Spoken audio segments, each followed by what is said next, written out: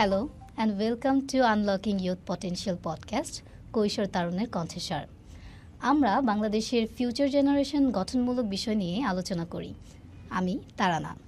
আমাদের সাথে আজকে আছে বিশেষ অতিথি miss Marzia Prova, coordinator of Christian commission for development in Bangladesh. Welcome. ধন্যবাদ। চলুন শুরু করা যাক। ছোট থেকেই আমার আর্মি হওয়ার ইচ্ছে ছিল, কিন্তু করাইলের মতো একটা পরিবেশে মানুষ এটা চিন্তা করে না যে মেয়েরা আর্মি হবে। তারা মনে করে এটা হচ্ছে পুরুষ জাতিদের পেশা, মেয়েরা এগুলোতে অংশগ্রহণ করতেই পারবে না। কিন্তু আমার মনে হয় যে না, মেয়েরা এগুলোতেও অংশগ্রহণ করতে পারবে। আর আমাদের সমাজটা যেন পুরুষতান্ত্রিক রাজনীতিতেই আটকে আছে গভীরভাবে। তো তারা মনে করে মেয়েরা হচ্ছে বেশি পড়াশোনা করে কি করবে, ছেলেদের পড়াশোনা করাটা খুবই দরকার। তারা হচ্ছে মেয়েদের চলাফেরা পছন্দকে সীমাবদ্ধ করে রাখেন চার দেয়ালের মাঝে। আচ্ছা আপু, আপনার কাছে আমার একটু জানার ছিল যে জেন্ডার সমতা বলতে আমরা কি বুঝি? ধন্যবাদ তারানা। আপনি যে কথাগুলো বললেন যে আমাদের সমাজ একরকম একটা ব্যবস্থা তৈরি করে রেখেছে যে যেখানে হচ্ছে নারীদের পছন্দ অপছন্দ সেগুলো একটা সীমাবদ্ধ এবং পুরুষদের একটা স্বাধীনতা থাকে যেখানে তার পছন্দ নিজের মতো সে বেছে নিতে পারে। এখন এই জায়গাটাই আসলে জেন্ডার সমতার কথা যদি আমরা বলতে চাই, আমাদের জেন্ডারটা একটু বুঝতে হবে। আমি একটু জেন্ডার ব্যাপারটা একটু আমি আলাপ করতে চাই। ধরেন একটা মানুষ কিছু বৈশিষ্ট্য নিয়ে প্রাকৃতিকভাবে যখন জন্মগ্রহণ করে সেটা কিন্তু সারা বিশ্বে সব জায়গায় এক। আমাদের এই যে দুই হাত, দুই কান, দুই চোখ, এগুলো প্রত্যেকটা মানুষের কিন্তু এক।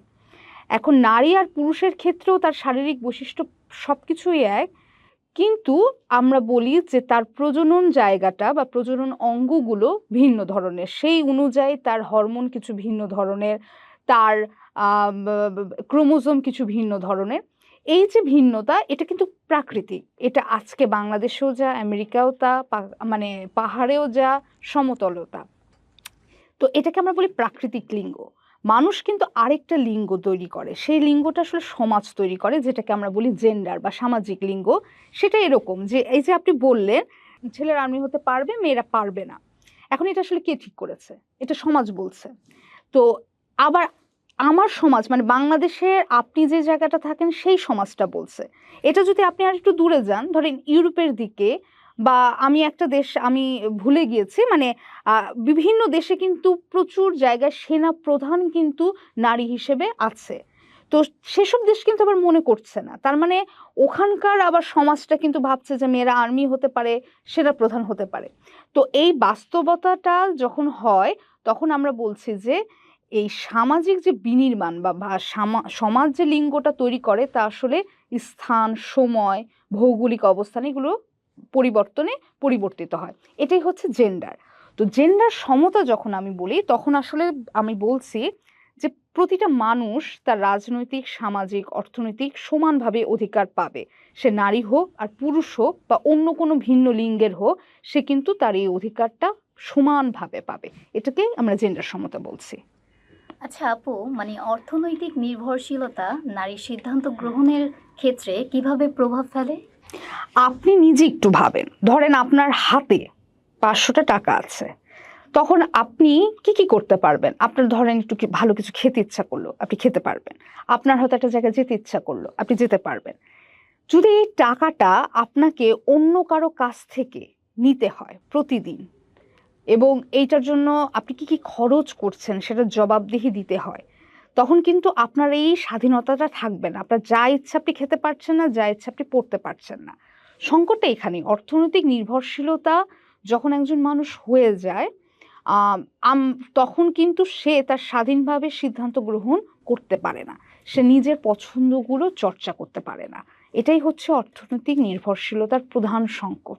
এ কারণে আমরা বলি, যারা আমরা জেন্ডার নিয়ে কাজ করি তারা বলি যে নারীদেরকে অবশ্যই, যদি আমরা নারীর ক্ষমতায়ন চাই, তাকে অবশ্যই অবশ্যই অর্থনৈতিকভাবে স্বাবলম্বী হতে হবে, এবং যখন সে অর্থনৈতিকভাবে স্বাবলম্বী হবে তখনই কেবলমাত্র সে তার সিদ্ধান্ত এবং মানে ক্ষমতায়নকে চর্চা করতে পারবে। আচ্ছা আপু, আমাদের হচ্ছে এখন নারী পুরুষ সবাই কাজ করছে, তাই না? তো কাজের মধ্যে নারীরা কি কি ধরনের বাধা সম্মুখীন হতে পারে? আচ্ছা, কাজের ক্ষেত্রে সবচেয়ে বড় বাধাটা হচ্ছে যেইটা আপনারও একটা আপনার পরিবেশও সেটা ভাবছে যে সব পেশা আসলে নারীর জন্য না। তো এইটা শুধু সমাজ ভাবছে ব্যাপারটা তা না। আসলে যে প্রতিষ্ঠানগুলো কর্মী গ্রহণ করে বা কর্মী নিয়োগ দেয় তারাও কিন্তু ভাবে। আপনি দেখে থাকবেন বা আপনি জেনে থাকবেন বাংলাদেশে যে ইন্টারন্যাশনাল অনেক কল সেন্টার আছে যেগুলোতে আপনার বাইরে দেশে কথা বলতে হয় রাতের বেলা। যেহেতু এটা রাতের কাজ সেক্ষেত্রে কিন্তু বহু নারীকে সেখানে নেওয়া হয় না। বলা হয় যে একদম মানে সার্কুলারে বলে দেওয়া হয় যে অনলি মেলস আর অ্যালাউড। এবং আরও এরকম ব্যাপার আছে যেখানে ধরেন বাইক চালাতে হবে যে পেশাতে সে পেশাতে হচ্ছে নারীকে একটু কম নেওয়া হয় বা বেশিরভাগ ক্ষেত্রে দেখা যায় যে ওগুলোতেও লেখা হয় অনলি মেলস আর অ্যালাউড। এরকম জায়গাগুলো আছে। তারপর আরেকটা জায়গা, কালকে একটা আমি সমীক্ষা দেখছিলাম যে একটা পর্যায়ের পরে নারীর স্যালারি কিন্তু স্টাক হয়ে যায়, ওটাকে থ্রেশহোল্ড বলে, ওটার পরে কিন্তু আর বাড়ে না। যার কারণে আপনি দেখবেন যে কর্পোরেট কোম্পানি বা কর্পোরেট প্রতিষ্ঠানগুলোর খুব বড় পদ কিন্তু নারীরা দেয় না, তাদেরকে একটা পর্যায় পর্যন্ত নারীরা যেতে পারে উচ্চ পদে, তারপরে কিন্তু বড় যিনি সিইও বা টেকনিক্যাল জায়গাগুলো সেগুলো কিন্তু নারী পায় না। এবং বেশিরভাগ ক্ষেত্রে কর্পোরেট কোম্পানিগুলো নারীদেরকে আসলে যখন নেয় বেশিরভাগ ক্ষেত্রে কোন কোন পজিশনগুলোকে নেয় আপনি একটু দেখবেন, যেগুলোতে ফোন কল বেশি, ফোনে কথা বলতে হয়, রিসিপশনিস্টের কাজ, যেগুলোতে আপনার শ্রম এবং মেধার জায়গাটা প্রয়োগের খুব জায়গা নেই। তো কর্মক্ষেত্রে এটাতে গেল, আমি একটু শহুরের কথা বললাম, একটু যদি গ্রামের দিকে তাকাই, আমাদের যে চা শ্রমিক নারীদের কথা আমরা জানি, আমাদের কিন্তু সবচেয়ে বেশি চা শ্রমিক হচ্ছে নারীরা। কিন্তু আপনি খেয়াল করে দেখবেন, এবং কখনো যদি আপনার সিলেটে যাওয়ার সুযোগ হয় আপনি দেখবেন যে কাজগুলো পাহাড়ে বেয়ে বেয়ে উঠে পাতা তো মানে তুলতে হয়, সে কাজগুলো নারী। 22 কেজি পাতা প্রতিদিন তাদের তুলতে হয়, না হলে মজুরি হয় না। কিন্তু সেই 22 কেজি পাতা একটা সুইচ দিয়ে গুঁড়া করার কাজটা কিন্তু পুরুষের, মানে সহজ কাজটা পুরুষের, কিন্তু সেও কিন্তু 170 টাকায় মজুরি পায়। তার মানে মজুরি এখানে সমান, কিন্তু দেখেন আবার কাজের ভার কিন্তু নারীর পক্ষে বেশি। কারণ আমরা জানি যে নারী গর্ভবতী হয়, নারী প্রতি মাসে মাসিকের মধ্য দিয়ে যায়, তখন কিন্তু ওই অবস্থায় তাকে চা পাতা তুলতে হয়। তো নারীকে বহির্বিশ্ব, বাংলাদেশের যেসব দেশ বিভিন্ন গৃহকর্মীর কাজে আমাদের দেশ থেকে বিভিন্ন দেশে নারীদেরকে পাঠায়, যাদেরকে আমরা প্রবাসী শ্রমিক বলি, এখানেও আপনি দেখবেন নারীরা কিন্তু সবচেয়ে সস্তা শ্রমে বিক্রি হয়, যেটা কিন্তু পুরুষদের ক্ষেত্রে হয় না। পুরুষদের ক্ষেত্রে যেই বাইরের দেশে কাজগুলো, রাজমিস্ত্রির কাজ বলেন বা ডেভেলপার্স কোম্পানির সাথে কাজ বলেন বা তার যে টেকনিক্যাল কাজগুলো বলেন, সেই কাজগুলোতে কিন্তু পুরুষের যে মজুরি থাকে, নারী কিন্তু খুবই কম মজুরিতে বিভিন্ন দেশের ঘরের কাজে, রান্নার কাজে তারা কিন্তু শ্রমিক হিসেবে যায়। সুতরাং কর্মক্ষেত্রে বাধাগুলো আপনি ভীষণভাবে একটু আপনাকে খেয়াল করতে হবে, এটা খুব তুচ্ছ। আপনি হয়তো দেখতে পাচ্ছেন যে প্রচুর নারী এখন আমাদের বিভিন্ন প্রতিষ্ঠানে কাজ করছে, আমাদের লাখ লাখ গার্মেন্টস কর্মী হচ্ছে আমাদের নারী, কিন্তু তার সাথে যে কর্মক্ষেত্রে বাধাগুলো তৈরি হয় সেগুলো খুব সূক্ষ্ম। এই যে এত লাখ নারী গার্মেন্টস কর্মী, প্রতিদিন কোনো না কোনো কারখানায় সেখানে কিন্তু আমাদের নারীরা বিভিন্ন রকমের হয়রানির শিকার হয়। কিন্তু আপনি যখন এইগুলো ব্যাপারে ডেটা বের করতে যাবেন, মানে গার্মেন্টসের কর্তৃপক্ষ প্রতিষ্ঠানের কাছ থেকে, তারা কিন্তু বলবে না সেটা। কিন্তু আবার অন্য কোনো জায়গা থেকে আমরা দেখছি কিন্তু নারীরা কিন্তু আসলে হয়রানির শিকার হচ্ছে। সুতরাং একটা হচ্ছে মজুরির জায়গায় বাধা সৃষ্টি, একটা হচ্ছে ওই চাকরিতেই নেয় না, আরেকটা হচ্ছে চাকরিতে নিলে বিভিন্ন রকমের হয়রানির মধ্য দিয়ে তাকে যেতে হয়। এরকম নানাবিধ বাধা সংকট কর্মক্ষেত্রে নারীরা ফেস করে।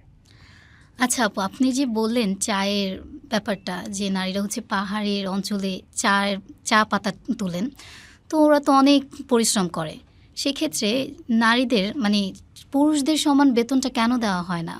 না, আমি আজ যে আপনাকে বললাম তারা না যে পুরুষদের সমানই বেতন দেওয়া হচ্ছে, কিন্তু ওই জায়গাটা যেটা হচ্ছে নারীর জন্য শ্রমটা বা নারীর কাজটা কিন্তু কঠিন রাখা হচ্ছে। মানে আপনি নিজেই বুঝতে পারছেন, পাহাড়ে বর্ষাকালে বেয়ে বেয়ে পাতা তোলাটা যত কষ্টের, একটা সুইচ টিপে কারখানার মধ্যে চা পাতা গুঁড়ো করা কিন্তু একটু কম কষ্টের। সুতরাং ওই ক্ষেত্রে কিন্তু চা পাতা তোলার কাজটা নারীরা করছে। আবার হ্যাঁ, এটাও সত্যি যে অনেক জায়গায় সমশ্রম একই রকম দিচ্ছে, কিন্তু ধরেন বেতনের ক্ষেত্রে তাদেরকে হচ্ছে বঞ্চিত করা হচ্ছে। আবার এমন জায়গায় সব জায়গায় আবার বেতন বঞ্চিত না। ধরেন একই কাজ 2টা পজিশনের, ধরেন আমি আমার পজিশন দিয়েই বলি যে আমার পজিশনে কোঅর্ডিনেটর, সেখানে আমি একজন নারী, আরেকজন ধরেন পুরুষ কোঅর্ডিনেটর, দুজনে সেম কাজ সেম বেতন সব কিছুই, কিন্তু আপনি দেখবেন সেটা কি করা হয়, ধরা হয় যে এটা উপরের পজিশন, ধরেন কোনো হেড পজিশন, সেই পজিশনে দ্রুত প্রমোশন দিয়ে আমার পুরুষটিকে উঠিয়ে দিবে, কিন্তু আমাকে দেবে না। তার মানে এইরকম অনেকগুলো আমি কি বলবো, স্তরে স্তরে বাধাগুলো কিন্তু আছে। সুতরাং এখন গড় কথায় আমি বলতে পারি না যে মজুরি সমান না, কারণ বাংলাদেশের তো অনেক বছর ধরে এইগুলো কথা চলছে। এখন অনেক জায়গায় মজুরি আসলেই শ্রমিকের সমান মজুরি অনেক জায়গায় আছে, কিন্তু তার সাথে ভিন্ন, মানে নারী হচ্ছে ভিন্ন মাত্রায় হয়রানিটার শিকার হয়। অনেক সুন্দর বলেছেন আপু।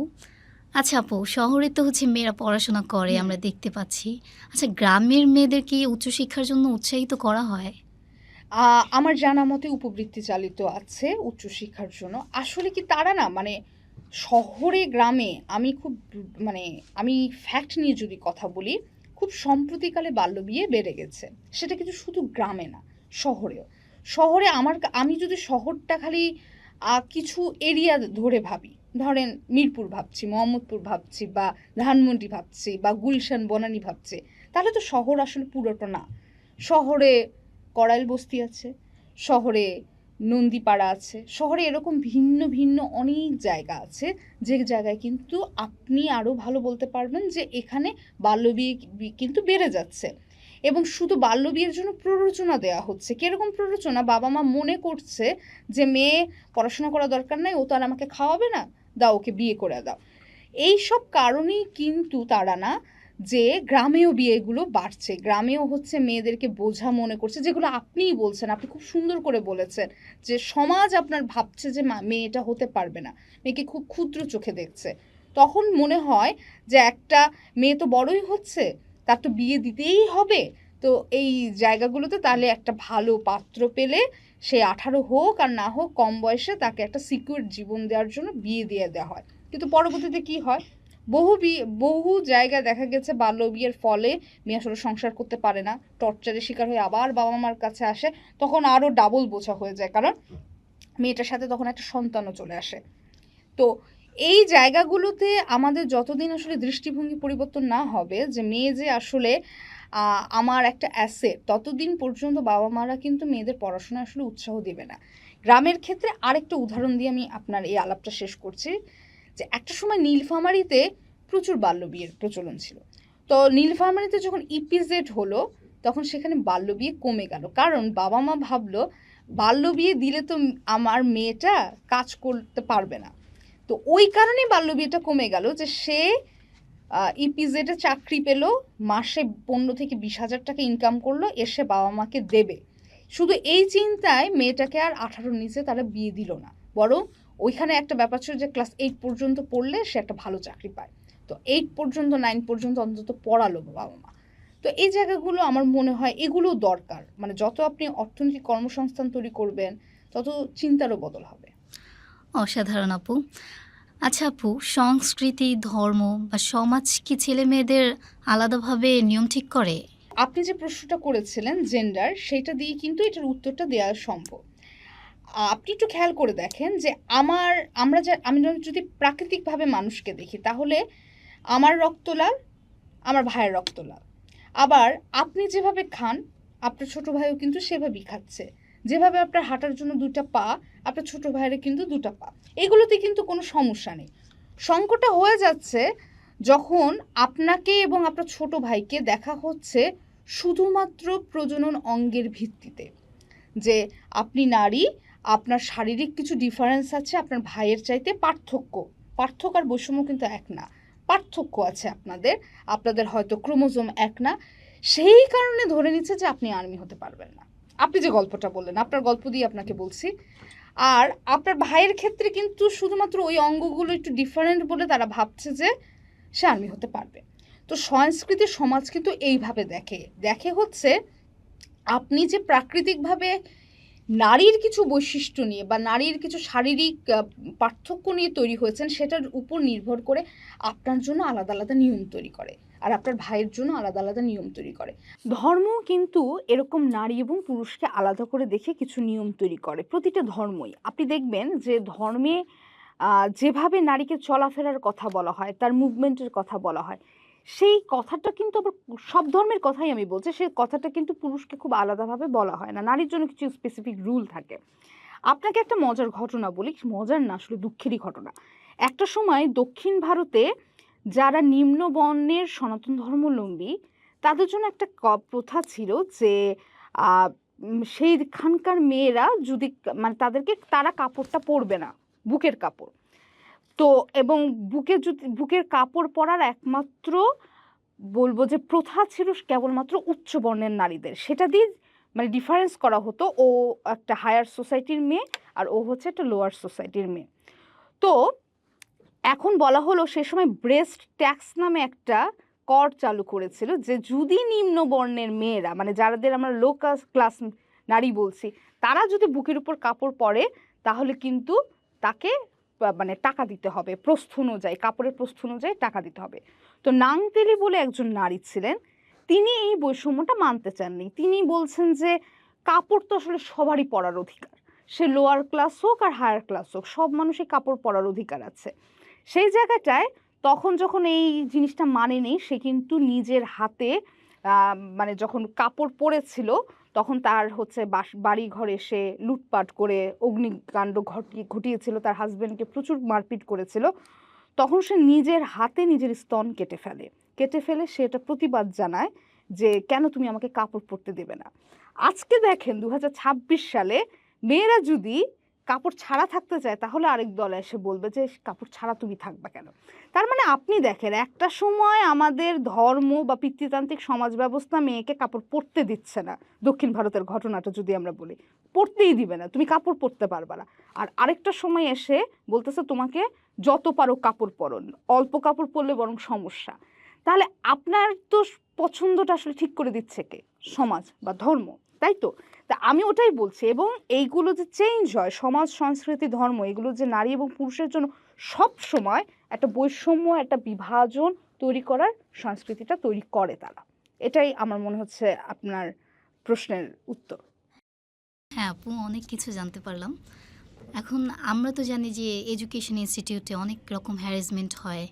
আচ্ছা, এটার জন্য তো অনেক আইনও আছে, এই আইনটা কি কার্যকর? আচ্ছা, তারা না, আমি একটু বলতে চাই যে এটার জন্য আইন নাই, এটার জন্য নীতিমালা আছে। আপনার সাথে একটু আলাপও হয়েছে। 2009 সালে হাইকোর্ট একটা নীতিমালা তৈরি করেছে।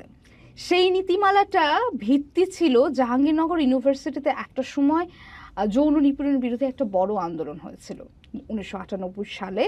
সে সময় একজন ব্যক্তি, তার নাম হচ্ছে মানিক, তাকে বলা হতো সেঞ্চুরি মানিক, কেননা সে হচ্ছে 100 জন নারীকে ধর্ষণ করেছিল। তো সেই জায়গা থেকে সেঞ্চুরি মানিককে ইউনিভার্সিটি থেকে বহিষ্কার করার জন্য 1998 সালে বাংলাদেশের জাহাঙ্গীরনগর ইউনিভার্সিটি সহ অনেক পাবলিক ইউনিভার্সিটি, প্রাইভেট ইউনিভার্সিটি, সব নারীরা রাস্তায় নেমে আন্দোলন করেছে এবং তারপরে অনেক এনজিও সেটার সাথে মিলিত হয়েছে। তো পরে কিছু এনজিও যেমন Bangladesh women lawyers association, BNWLA, তারা মিলে একটা রিট করে যে আমাদের একটা যৌন নিপীড়ন বিরোধী আইন লাগবে, কিন্তু আইন দেওয়া হয়নি, দেওয়া হয়েছে নীতিমালা। কিন্তু হাইকোর্ট নীতিমালাটা বলাও হয়েছে যতক্ষণ আইন না ততক্ষণ এই নীতিমালাটা মানতে হবে সব প্রতিষ্ঠানকে। আপনার প্রতিষ্ঠানে কি যৌন নিপীড়ন বিরোধী সেল আছে? না। না। তার মানে বাংলাদেশের বহু জায়গায় আসলে যৌন নিপীড়ন বিরোধী সেল নেই। কিন্তু নীতিমালাতে স্পষ্ট করে বলা, প্রতিটি কর্মক্ষেত্রে এবং শিক্ষা প্রতিষ্ঠানে যৌন নিপীড়ন বিরোধী সেল থাকবে। সেলটি হবে 5টি সদস্যের। প্রথম সদস্য বা প্রধান সদস্য হতে হবে নারী, এবং একজনকে অবশ্যই জেন্ডার এক্সপার্ট রাখতে হবে, এবং একজনকে অবশ্যই ওই প্রতিষ্ঠানের বাইরে হতে হবে, কারণ অনেক সময় প্রতিষ্ঠানের ভেতরে হচ্ছে যৌন হয়রানির ঘটনাগুলো ঘটে। সেইটা যদি তদন্ত করতে চাই অবশ্যই মানে আমার পরিবারের বাইরে কাউকে তো রাখতে হবে, প্রতিষ্ঠানের বাইরে কাউকে রাখতে হবে নির্মোহ তদন্তের জন্য। এবং এই যৌন নিপীড়ন বিরোধী সেল সম্পর্কে প্রত্যেকটা কর্মী বা প্রত্যেকটা শিক্ষার্থীকে অবশ্যই অবগত করতে হবে। মানে আপনার ইনস্টিটিউশনের প্রধান কাজ হচ্ছে, আপনি যেদিন আপনার ইনস্টিটিউশনে পা রাখলেন, আপনাদের ওরিয়েন্টেশন হলো, সেদিনে আপনাকে জানিয়ে দেওয়া যে আমাদের এরকম একটা সেল আছে, সেলের প্রধান অমুক। তার কাছে যখন এই ধরনের ঘটনা ঘটবে তখন লিখিত অভিযোগ দেওয়া বা ওপেনলি অভিযোগ বক্স রাখা বা মেইলের মাধ্যমে তাকে অভিযোগ দেওয়া, এই কাজগুলো করতে হবে। এবং বলা আছে 60 দিনের মধ্যে এই ধরনের অভিযোগ নিরসন করতে হবে তদন্ত কমিটি, খুব বেশি হলে 120 দিয়ে, কিন্তু এর বেশি হওয়া যাবে না। এবং যেগুলো ফৌজদারি অপরাধ, ধরেন ধর্ষণের মতো অপরাধ, সেগুলো কিন্তু আবার এই আইনে মানে তারা করবে না, তারা তদন্ত করবে না। এটা সম্পূর্ণ তাদের কাছে মানে অভিযোগ আসলে তারা সরাসরি থানায় মামলা করবে। তারা করবে হচ্ছে ইনস্টিটিউশনের ভেতরে মাঝে মাঝে বুলি করা হয়, মাঝে মাঝে ফেসবুকে উল্টাপাল্টা কথা লেখা হয়, বা জোর করে প্রেমের প্রস্তাব দেওয়া হয়, বা ধরেন আমরা তো ছোটবেলায় এগুলো খুব দেখতাম যে দেওয়ালের মধ্যে বাজে বাজে কথা লেখা, সেটা যদি স্পেসিফিক কোনো নারী শিক্ষার্থীকে নিয়ে লেখা হয়, সেগুলোর ব্যাপারে কিন্তু অভিযোগ ওই সেলটাতে করতে পারবে। তো এই নীতিমালাটা আছে, কিন্তু বাংলাদেশের বেশিরভাগ প্রতিষ্ঠান, ইনক্লুডিং ইয়োর প্রতিষ্ঠান, ইনক্লুডিং মাই প্রতিষ্ঠান, কোনো প্রতিষ্ঠান কিন্তু এটা সঠিকভাবে কার্যকরীভাবে মানে না। হ্যাঁ আপু, এটা সত্যি কথা। আচ্ছা, আমাদের উচিত এই প্রতিষ্ঠানগুলোকে আরো এনহ্যান্স করা, যেন তারা এই নিয়মগুলো মেনে চলে। আচ্ছা আপু, আপনি তো হচ্ছে জাহাঙ্গীরনগরের ঘটনাটা বললেন যে হচ্ছে 100 জন নারীকে ধর্ষণ করার পরে নারীরাই বের হয়েছে এটার প্রতিবাদ করতে। এই যে লিডারশিপ বা হচ্ছে নেতৃত্ব, সেক্ষেত্রে মানে আমরা নারীদেরকে আরো কিভাবে মানে এগুলোতে এনগেজ করতে পারি, সেই উদ্যোগটা কিভাবে নিতে পারি? আচ্ছা, তারা না, আমি এক্ষেত্রে আমার নিজের একটা অবজারভেশন আমার আপনার সাথে শেয়ার করতে পারি। ধরেন কিছু সময় আছে বা আসে যে সময় নারীরা নিজেই উদ্যোগ নিয়ে ফেলে, স্বতঃস্ফূর্তভাবে আন্দোলনে নেমে পড়ে। ধরেন মুক্তিযুদ্ধে যে নারীরা অংশগ্রহণ করেছে তাদের কিন্তু আমরা ক্যাপাসিটি বিল্ডিং ট্রেনিং করাইনি, তারা কিন্তু নিজেরাই ওই সময়ের প্রয়োজনে তারা নেমে পড়েছে। ঠিক তেমনি আপনি যদি অন্যান্য বিভিন্ন আন্দোলন দেখেন, আমি যে মনে করতে পারি 2021 সালে চা শ্রমিকরা মজুরি বৃদ্ধির আন্দোলন করেছে, তো সেখানে কিন্তু নারীরা যেহেতু আমি আপনাকে বললাম যে চা শ্রমিকের সবচেয়ে বেশি ক্ষতিগ্রস্ত হচ্ছে নারীরা, সবচেয়ে বড় শ্রমিক বাহিনীও কিন্তু নারীরা, সুতরাং তারা নেমে গেছে। সেটা কিন্তু আপনাকে আলাদাভাবে বলার প্রয়োজন পড়েনি যে নেতৃত্ব দিতে হবে, চলেন নামি। তো এইটা কিন্তু কিছু সময় থাকে যে স্বতঃস্ফূর্তভাবেই নারীরা নেমে পড়ে। ওই কারণে ওটা হচ্ছে জাহাঙ্গীরনগরের ঘটনার সাথে আমি সম্পৃক্ত করলাম, যে ওই ঘটনাটা এমন ছিল যে নারীরা নেমে পড়েছিল এবং স্বতঃস্ফূর্তভাবে যে কোনো অধিকার সচেতন মানুষই কিন্তু সে সময়টা আসলে নেতৃত্ব দিয়ে দেয়। কিন্তু আমরা যেটাকে বলি, যে নেতৃত্বের কথাটা আপনি মানে আমাকে প্রশ্ন করেছেন, যে এমন সময় কিছু নেতৃত্ব, ধরেন এই সময়টা নেই এখন ওরকম, সবসময় তো ফুলিংয়ের সময় না, কিছু সময় আছে। ধরেন একটা জায়গায় আমার সমাজের কিছু সমস্যা তৈরি হলো এবং সমস্যাটা কথা বলতে আমার একজন নারী এগিয়ে যাবে কিনা। তো এটার জন্য আসলে কি কি করা যায়? এটার জন্য এক তো হচ্ছে আমি মনে করি যে নারীদের ছোট ছোট দল তৈরি করা, সেই দলে বিভিন্ন সময় ক্যাপাসিটি বিল্ডিং করা, তাদেরকে বলা, এবং এই দলগুলোকে বিভিন্ন প্রোগ্রামে বিভিন্ন সভা সমিতিতে নিয়ে যাওয়া, তাদেরকে কথা বলতে দেওয়া। এভাবেই কিন্তু ধীরে ধীরে নারীর মধ্যে একটা নেতৃত্বের বিকাশ ঘটে। এটা আমার কাছে একটা পদ্ধতি মনে হয়। অনেক সুন্দর আপু। আচ্ছা আপু, বাংলাদেশের জেন্ডার ইকুইটি ইনশিওর করতে যে প্রধান আইনগুলো আছে, সেগুলো আদৌ কি কাজ করে বা কার্যকর? আচ্ছা, এই জেন্ডার ইকুইটি তো অনেক বড় একটা ক্ষেত্র। মানে জেন্ডার ইকুইটি ব্যাপারটা শুধু এরকম না যে আইন দিয়ে তো আপনি সবসময় সমান অধিকার পাবেন না। আইন দিয়ে মানে পরিবারে বাবা মা বাচ্চাকে হচ্ছে, ছেলে বাচ্চাকে 2টো ডিম আর মেয়ে বাচ্চাকে 1টা ডিম, এইটা দেওয়াটা তো আইন দিয়ে আপনি ঠিক করতে পারবেন না। কিন্তু আইন কিছু রয়েছে বাংলাদেশে, যে আইনগুলো প্রধানত হচ্ছে সহিংসতা কেন্দ্রিক। যেমন আমাদের নারী ও শিশু নির্যাতন দমন আইন 2000 রয়েছে, যেটা মূলত হচ্ছে ধর্ষণ বা এই ধরনের জেন্ডার ভিত্তিক সহিংসতার ঘটনা হলে ওই আইন থেকে প্রতিকার পাওয়া যায়। আবার পারিবারিক সহিংসতার জন্য আমাদের আলাদা আইন রয়েছে, পারিবারিক সুরক্ষা আইন একটি রয়েছে। আবার একটা সময় 1998 সালের দিকে খুব বেশি অ্যাসিড দিয়ে আক্রান্ত করা হতো মেয়েদের, তো অ্যাসিডের জন্য আলাদা আইন আছে। আমাদের মেয়েদের গর্ভপাতের জন্য আলাদা আইন বলবো না, নীতিমালা রয়েছেন, মাসিক নিয়মিতকরণের নীতিমালা রয়েছেন। তারপরে আমাদের এই যে একটু আগে আপনি প্রশ্ন যেটা করলেন, যৌন হয়রানি বিরোধী নীতিমালা 2009 রয়েছেন, এরকম অনেকগুলো আইন রয়েছে। কিন্তু আপনি নিজেই বুঝতে পারছেন যে সব প্রতিষ্ঠানে কিন্তু যৌন হয়রানির নীতিমালা নেই। তার মানে এইটা আমরা একটা উদাহরণ হিসেবে দেখাতে পারি। তার মানে আইনগুলো আসলে কার্যকর, আইন আছে, আইন কাগজে আছে, কিন্তু সমাজে সেগুলো কার্যকরিতার বিভিন্ন অভাব। এবং নারী নির্যাতন নারী ও শিশু নির্যাতন দমন আইন এর জন্য বিশেষভাবে ট্রাইব্যুনাল তৈরি করা হয়েছে, যে অন্যান্য জায়গায় কোর্টে বেশি বেশি মামলা, ধরেন অন্যান্য মামলার মানে প্রকোপ বেশি বা সংখ্যা বেশি, সেইটা যাতে শুধুমাত্র নারী ও শিশু নির্যাতন দমন সংক্রান্ত মামলাগুলো একটা বিশেষায়িত ট্রাইব্যুনাল যাতে ডিল করতে পারে, সেখানে কিন্তু ট্রাইব্যুনাল তৈরি করা হয়েছে প্রত্যেকটা জেলা কোর্টে।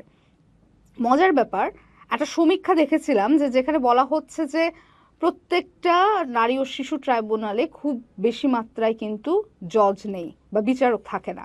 তো বিচারক নিয়োগ না দেওয়ার কারণে আপনার মামলা তো কোর্টে উঠতেই পারে না, এটা একটা ব্যাপার। এবং এই ধরনের মামলাগুলোর ক্ষেত্রে দীর্ঘসূত্রিতা একটা অনেক বড় ব্যাপার। মানে মানে কোনো নারী, আমার কাছে এরকম অনেক জেন্ডার ভিত্তিক সহিংসতার ঘটনা রয়েছে যে হাজবেন্ড কর্তৃক ভীষণভাবে টর্চারের শিকার, কিন্তু সে মামলা বা কোনো কারণে কোনো জায়গায় যেতে চায় না বলে তার মনে হয় যে 10 বছর ধরে এই মামলা টানতে হবে। তো এই ভয়েই সে আর মামলার দিকে যেতে চায় না, কোনো মতে আপোষ করে ফেলে। এবং আপোষের ঘটনা কিন্তু ধর্ষণের মতো ঘটনায় আপোষ হয়, যে খুব একটু গরিব নারী একজন ধর্ষণের শিকার হলো, তো আইন গেলে তো মানে মামলায় গেলে তো তোমার অনেক হচ্ছে, তারা বলে যে মামলায় গেলে তো তোমার অনেক পেরেশানি হবে, এই বলে ভুক্তভোগী পরিবারকে কিছু কয়েক লক্ষ টাকা দিয়ে মানে ক্ষতিপূরণ দেওয়া হয়। তো এই বিষয়গুলো কিন্তু আমাদের দেশে একটা প্রচলিত ব্যবস্থার মতো। সুতরাং আমাদের দেশে আইন আছে কাগজে, কিন্তু সেটা মানে পদ্ধতিগতভাবে সেটা কার্যকরী নয়। আচ্ছা আপু, এই যে রাস্তাঘাটে বা হচ্ছে পাবলিক প্লেসে যে হ্যারাসমেন্টগুলো হয়, বা হচ্ছে দেখা গেছে ছেলে মেয়ে একসাথে ধরেন এখনো অনেক ডিসক্রিমিনেশনের ফেস করে, তো এগুলো হচ্ছে আমরা এই যে জেন্ডার ইকুইটিতে মানে এনশিওর করতে, মানে এটা আমরা কিভাবে বাস্তবায়ন করতে পারি?